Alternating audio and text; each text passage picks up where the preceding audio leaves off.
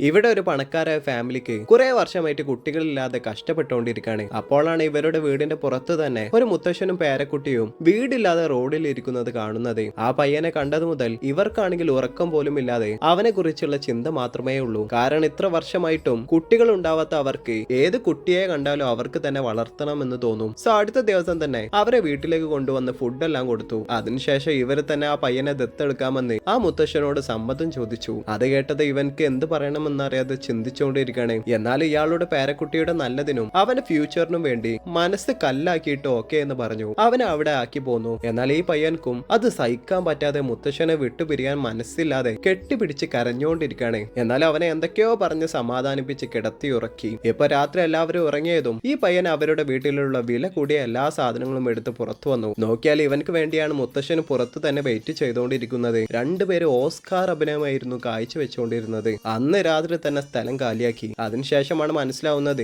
ആരൊക്കെ കുട്ടികളില്ലാത്ത പണക്കാരുണ്ടോ അവരെയൊക്കെ തിരഞ്ഞു കണ്ടുപിടിച്ച് ഇതേപോലെ പറ്റിച്ച് ജീവിക്കുന്നതാണ് ജോലിയായി ചെയ്തുകൊണ്ടിരിക്കുന്നത്. ഇപ്പൊ അടിച്ചു മാറ്റി കൊണ്ടുവന്ന ക്യാഷ് തോന്നിയ പോലെ ചിലവാക്കി എൻജോയ് ചെയ്തുകൊണ്ടിരിക്കുകയാണ്.